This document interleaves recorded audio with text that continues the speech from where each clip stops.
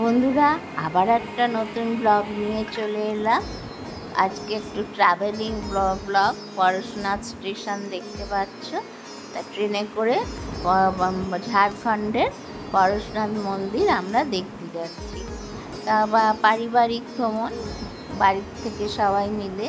তা এখানের মন্দিরটা নাকি শুনেছি খুব সুন্দর। তা আমরা আজমির এক্সপ্রেস করে ট্রেন ধরে বাড়ির থেকে টোটো করে গেলাম শ্যামনগর স্টেশনে।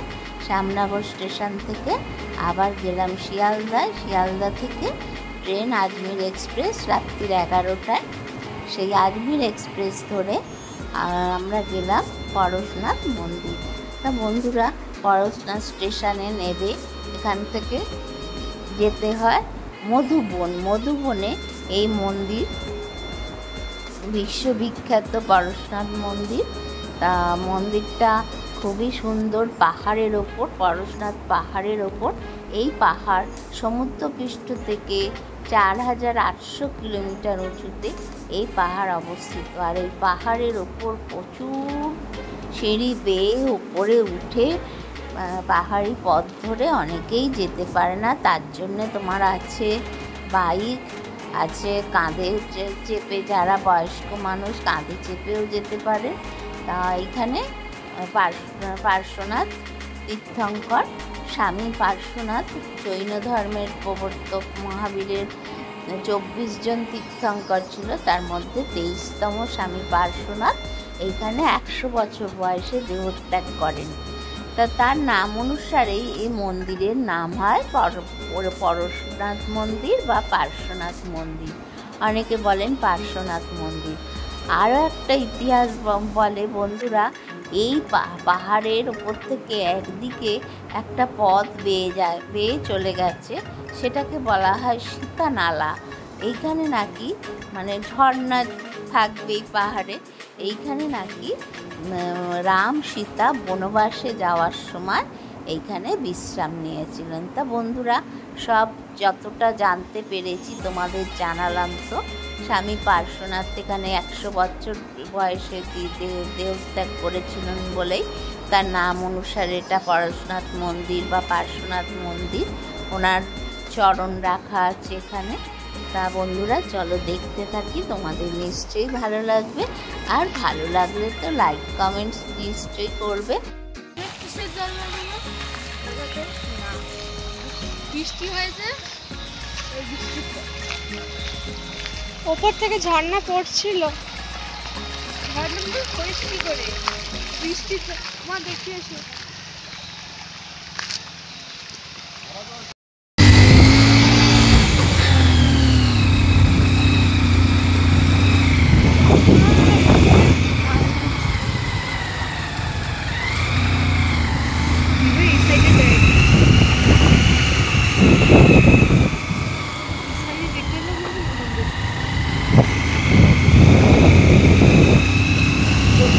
আমাদের অনেকে বাইক করে যাচ্ছে, বাইক দেখা যাচ্ছে। দেখো আর 2জন হেঁটে যাচ্ছে ওপরে, পাহাড়ি রাস্তা ধরে 6 ঘন্টা টাইম লেগেছে। আর দেখো কি সুন্দর লাগছে।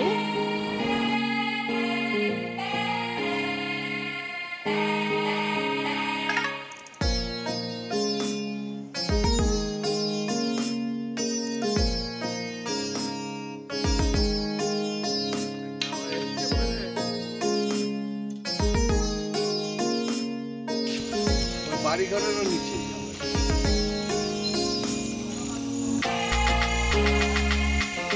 আমাদের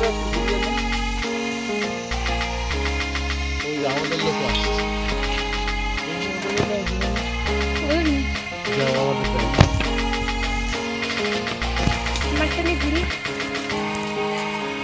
লাঠি কুটতে যাওয়া দিচ্ছে।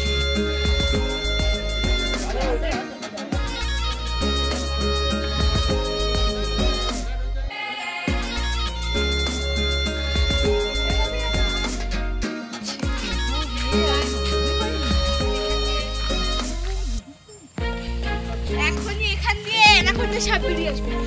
ও মাই গড, বুঝছো অ্যানাকোন্ডা। আমরা এখন অ্যাডভেঞ্চারে যাচ্ছি গাইস। অ্যাডভেঞ্চার তো আরে গাড়ি ফেসে গেছে তাই একটু হাঁটতে হবে তৈরি করবো আমরা। এই যে সাপ খেয়েছে। পাহাড়টা দেখুন, চলুন তাড়াতাড়ি চল।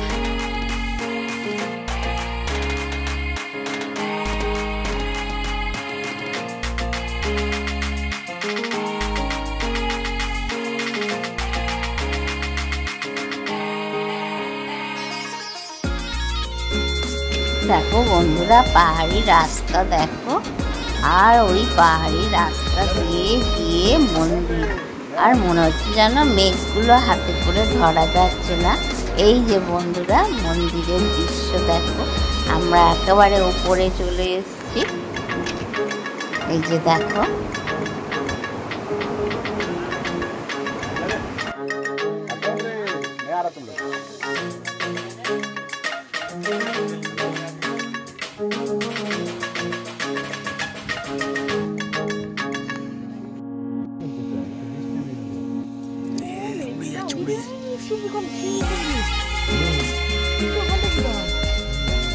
সবচেয়ে উচ্চ পর্বত ঝাড়খণ্ডে।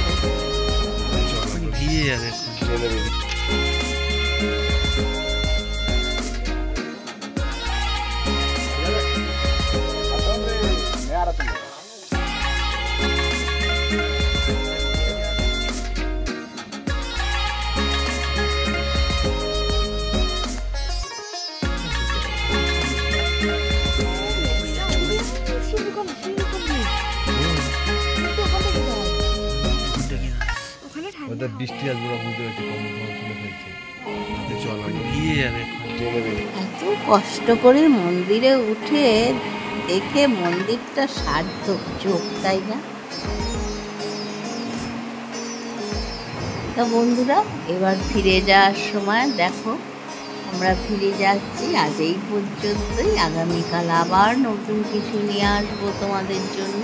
ততক্ষণের জন্য বিদায় নিলাম। তোমরা ভালো থেকো, আমার ব্লগটা দেখো, আর যদি সম্ভব হয় মন্দিরটা দেখে এসো। কষ্ট ঠিকই আছে পাহাড়ের উপর, অত উঁচু পাহাড়ে, কিন্তু মন্দিরটা দেখে সব কষ্ট দূর হয়ে যায়।